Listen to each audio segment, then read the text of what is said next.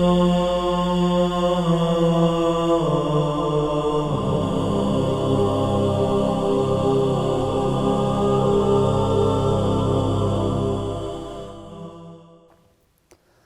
اللہ الرحمن الرحیم وبہ نستعین انہ خیر ناصر ومعین وصلی اللہ علی محمد وآلہ الطاہرین۔ پروردگار عالم آپ تمام عزیزان کی عبادات اپنی بارگاہ میں قبول فرمائے اور آپ کو اور ہمیں ماہ مبارک رمضان سے حقیقی معنی میں فیض حاصل کرنے کی توفیق عنایت فرمائے۔ ماہ مبارک رمضان کے ان مختصر ساعات اور گھڑیوں کے اندر قرار ہوا کہ قرآن مجید کے بارے میں کچھ عرائض آپ کی خدمت میں پیش کریں، لیکن میں چاہوں گا قرآن مجید کے بارے میں گفتگو کے آغاز سے پہلے ایک اور نکتہ آپ کی خدمت میں عرض کروں۔ دیکھیں، یہ ماہ مبارک رمضان کہ جس کی اتنی فضیلت وارد ہوئی ہے کہ روایات کے مطابق یہ شہر اللہ ہے، اللہ کا مہینہ ہے۔ یہ وہ مہینہ ہے کہ جس مہینے کے اندر پروردگار عالم میزبان بنا ہے اور اپنے بندوں کو یعنی آپ کو ہمیں اپنی مہمانی کی طرف دعوت کرتا ہے۔ عام طور پر یہ سوال ہمارے ذہنوں میں اٹھتا ہے کہ یہ ماہ مبارک رمضان جو خداوند متعال کا مہینہ ہے، خدا کی ضیافت کا مہینہ ہے، مہمانی کا مہینہ ہے، اس کے اندر انسانوں کی کون سی ضیافت ہوتی ہے؟ خدا اس دعوت کے اندر اپنے بندوں کو کیا دینا چاہتا ہے؟ کیونکہ ظاہر میں تو دیکھتے ہیں ماہ مبارک رمضان ہے، لیکن آپ کو دن بھر بھوکا بھی رہنا ہے، دن بھر پیاسا بھی رہنا ہے، تو یہ کیسی ضیافت ہے؟ یہ کیسی دعوت ہے کہ جس دعوت کے اندر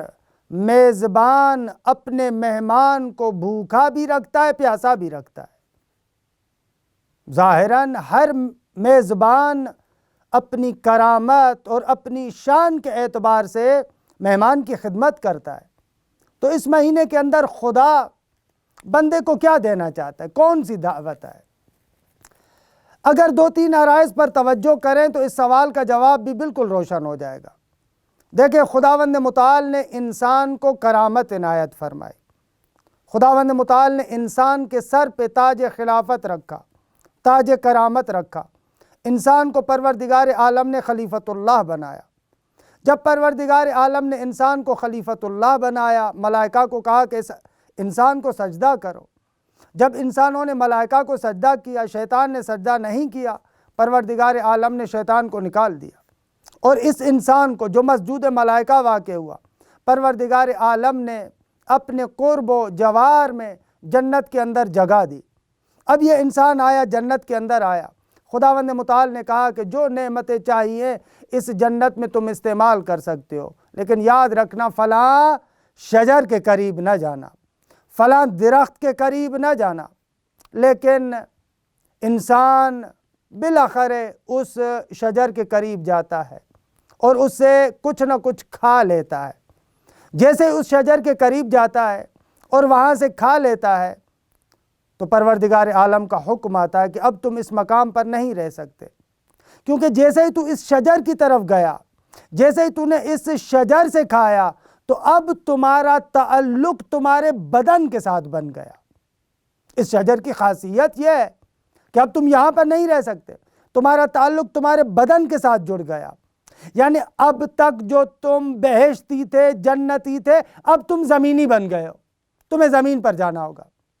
جیسے ہی شیطان کو پتہ چلتا ہے کہ یہ انسان جو بہشت میں تھا، جو قرب و جوار حضرت حق کے اندر تھا، اب اس انسان کو اس بہشت سے نکالا جا رہا ہے اور اس نے کھا لیا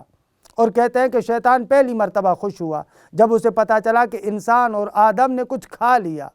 تو فوراً شیطان خوشحال ہوا اور اس نے کہا کہ اچھا اگر اس نے کھایا ہے تو اس کا ظاہری نتیجہ یہ ہے کہ یہ سوئے گا بھی صحیح، اور کھانا اور سونا یہ ایسے دو راستے ہیں کہ جن دونوں راستوں کے ذریعے سے میں انسان پر حملہ آور ہو سکتا ہوں۔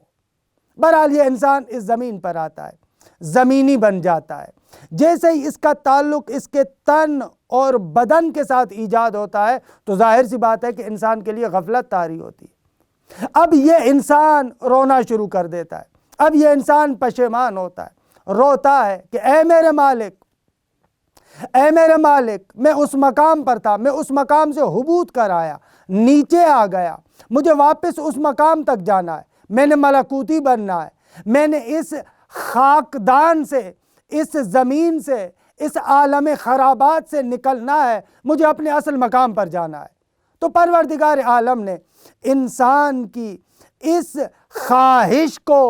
پورا کرنے کے لیے ایک دسترخوان بچھایا، اور ہاں عزیزو، وہ دسترخوان کہ جو انسان کو اپنے اصل مقام پر واپس لے کر جائے، اس دسترخوان کا نام ماہ مبارک رمضان ہے۔ ہاں عزیزان من، یہ کھانا، یہ پینا، یہ جتنے بھی ہمارے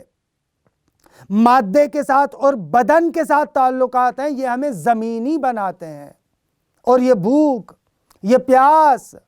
یا حتیٰ کھانا اور پینا بھی خدا کے امر کے مطابق اگر ہو تو یہ انسان کو واپس لا سکتا ہے۔ خداوند متعال نے اس ماہ مبارک رمضان کا انتظام کیا اور کہا کہ دیکھو، کچھ بھوکا رہو، کچھ پیاسا رہو، کیوں؟ تاکہ تمہارا اس تن کے ساتھ تھوڑا سا تعلق کمتر ہو، بدن کے ساتھ تعلق تمہارا ختم ہونا چاہیے یا کمتر ہونا چاہیے، یا اگر کھاتے بھی ہو تو میرے امر کے مطابق کھاؤ، اور اگر پیتے بھی ہو، اٹھتے بھی ہو، بیٹھتے بھی ہو تو میرے امر کے مطابق کرو۔ اچھا، جب تمہارا کھانا، پینا، اٹھنا، بیٹھنا، سونا خدا کے امر کے مطابق ہوگا تو ظاہر سی بات ہے کہ تمہارا تعلق اس تن کے ساتھ، اس بدن کے ساتھ آہستہ آہستہ آہستہ کمتر ہوتا جائے گا۔ جیسے جیسے تمہارا تعلق اس تن کے ساتھ کمتر ہوگا، ختم ہوتا جائے گا، ختم ہوتا جائے گا، اسی طریقے سے تم اپنے اس اصل مقام کی طرف آہستہ آہستہ بڑھتے رہو گے، بڑھتے رہو گے، بڑھتے رہو گے۔ خوب یہاں سے سمجھ میں آتا ہے کہ یہ ماہ مبارک رمضان جو پروردگار عالم فرماتا ہے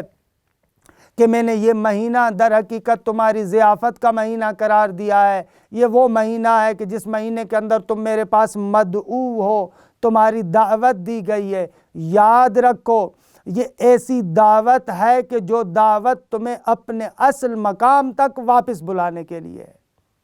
اور ہاں عزیز من، کیوں نہ ہو یہ ماہ مبارک رمضان، خصوصی ضیافت کیوں نہ ہو، انسان جو اپنے اصل مقام کی طرف واپس جانا چاہتا ہے، خداوند متعال نے اس اصل مقام کی طرف واپس پلٹانے کے لیے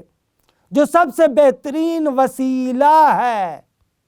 جو واقعاً حبل اللہ ہے، یعنی قرآن مجید، اس قرآن مجید کا نزول اسی ماہ مبارک رمضان میں ہوا۔ یعنی دوسرے لفظوں میں پروردگار عالم اپنے بندے سے کہتا ہے کہ اے میرے بندے، دیکھو یہ میرا مہینہ ہے، شہر اللہ، اللہ کا مہینہ ہے۔ اس مہینے کے اندر تمہیں مدعو کیا گیا ہے، تمہیں دعوت دی گئی ہے، تمہیں بلایا گیا ہے، دسترخوان بچھایا گیا ہے، اور اس ضیافت کے اندر، دعوت کے اندر جو سب سے بہترین چیز تمہارے سامنے پیش کی جا رہی ہے وہ قرآن مجید ہے، وہ کلام اللہ ہے، کہ اس کلام اللہ کے ذریعے سے یہ وہ حبل الہی ہے، یہ وہ رسی ہے کہ جس کو خدا نے لٹکایا ہے، یہ وہ رسی ہوئی ہے جو لٹکی ہوئی ہے، پھینکی ہوئی رسی نہیں ہے۔ تمہیں کہا کہ اس رسی سے تمسک کرو، اس کو پکڑ لو، اس کے ذریعے سے تم آہستہ آہستہ آہستہ اپنے اس اصل مقام تک آ جاؤ۔ اور ہاں عزیزو، جس بندے نے اس حبل اللہ سے تمسک اختیار کیا اور جس بندے نے اپنا پورا وجود اس حبل اللہ کے ساتھ جوڑ دیا، وہ بندہ کامیاب ہوا۔ اور قرآن مجید کے بارے میں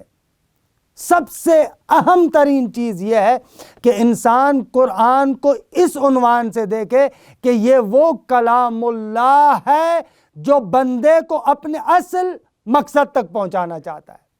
اپنے اصل مقام تک پہنچانا چاہتا ہے۔ کلام اللہ وہ حبل اللہ ہے جس مقام سے انسان نے حبوط کیا ہے، اسی مقام پر صعود کرنے کے لیے خدا نے جو حبل اللہ قرار دیا ہے وہ یہ قرآن مجید ہے۔ پروردگار عالم آپ کو اور ہمیں یہ توفیق عنایت فرمائے کہ حقیقی معنی میں اس حبل اللہ سے تمسک کر سکیں۔